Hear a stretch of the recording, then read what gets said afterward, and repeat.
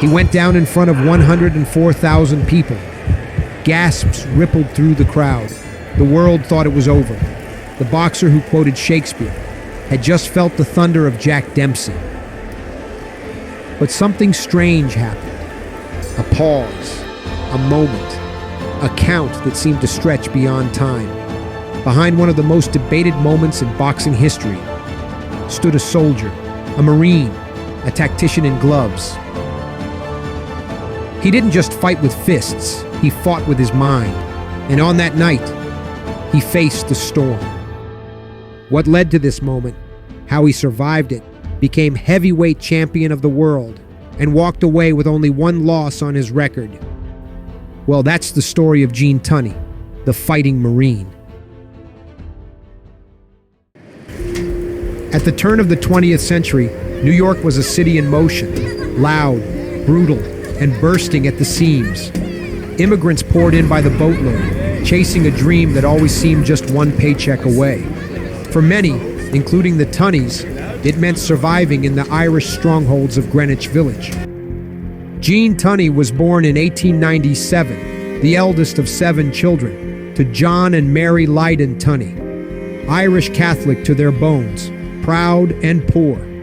His father worked the brutal shipping docks, so when his bookish son began to suffer the torments of bullying on his walk home from school, John Tunney decided the sensible solution was to teach Gene how to defend himself. So, on the son's 10th birthday, the father's gift was a pair of boxing gloves. Gene was a student before he was ever a fighter, a lover of English and drama, who could recite Hamlet and Macbeth from memory. Boxing, at first, seemed at odds with this sensitive, cerebral boy, but something clicked. The footwork, the rhythm, the discipline. It wasn't violence, it was poetry in motion. In a city of noise, fists, and fury, Gene Tunney began his quiet transformation, from bullied boy to focused fighter, forged in the furnace of New York grit. At just 18 years old, Gene Tunney stepped into a professional ring for the first time. The opponent, Bobby Dawson. The setting, a rough-and-tumble boxing club in the Bronx. 6 rounds later, Tunney had his first win. A technical knockout. Efficient, clinical, cold. He then began building a strong reputation as a rising star in the boxing world, developing a reputation for being a scientific, strategic fighter, a sharp contrast to the wild, brawling style that dominated the era. Fighting mainly in the small athletic clubs around New York City, he methodically climbed the ranks, often facing more experienced opponents. By 1918, he had already fought 27 professional bouts, winning 25 and losing just once. But then came war. Gene Tunney enlisted in the United States Marine Corps in 1918, trading gloves for a rifle and stepping into a much deadlier arena. Though the war was nearing its end, he saw action near the Meuse-Argonne, one of the bloodiest campaigns of the conflict. He was promoted to corporal, earned respect as a leader, and stayed ready, body and mind. For Tunney, war was another test, another kind of training. He came home with a sharpened sense of self. Marines who served with him remembered a man who trained even in the trenches, shadowboxing in the early morning fog, reciting poetry at night. After returning from the horrors of war, Gene Tunney refocused on his career, dominating the light heavyweight division with precision and intellect. But now he would prepare to enter a battle of epic proportions for the heavyweight world title against Jack Dempsey, the Manasseh Mauler, the most feared man on the planet. Dempsey didn't just beat opponents, he annihilated them. What you're saying, Mike, is that you regard Jack Dempsey as one of the really great old champions. Oh man, I'm crazy about Jack Dempsey because of his ferocious intensity. You know, there's no one like him. No one like him. Fight night. The world watched, expecting Dempsey's raw power to crush the polished challenger. But from the opening bell, it was Tunney who set the rhythm. Tunney was a ghost in the ring. Every time Dempsey charged, Tunney wasn't where Jack wanted him. He frustrated the champion, picked his shots, and dictated the fight.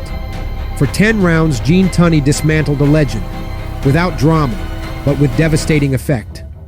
He didn't just beat Jack Dempsey, he rewrote the rules of the fight game. In a world that glorified brute force, Gene Tunney proved the greatest weapon you could have is the mind. 1 year after their seismic clash, Dempsey wanted redemption. The Manasseh Mauler was hungry, no longer the champion, but still the lion. September 22nd, 1927, Soldier Field, Chicago. Over 100,000 fans jammed into the stands. The biggest live gate in sports history at the time, the whole world watched. Some came for the science, most came for the blood. Once again, Tunney boxed with precision, like a man solving a puzzle. Dempsey looked slower, wilder. Tunney was ahead, until round 7. And then the punch, a shot from the dark heart of Dempsey's past. Tunney hit the canvas for the first time in his career. But Dempsey forgot the new rule. He had to go to a neutral corner. The referee wouldn't start the count until he did. 7 seconds ticked away before the count began. What happened next? He took his time to collect himself, to think. It was pure genius. Tunney didn't panic. He then danced. He defended. He cleared the cobwebs with every step.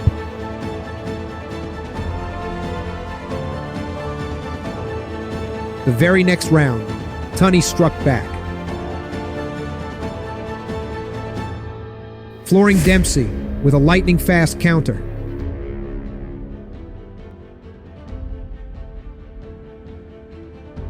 He had faced the storm again and walked out the other side, having overcome it. Jack Dempsey was still a legend, raw power and unrelenting fury, but Tunney had spent his life studying chaos. From a boy bullied on the gritty streets of New York to a Marine in the mud and blood-soaked fields of France, Gene Tunney had walked through chaos, outthought it, and outlasted it.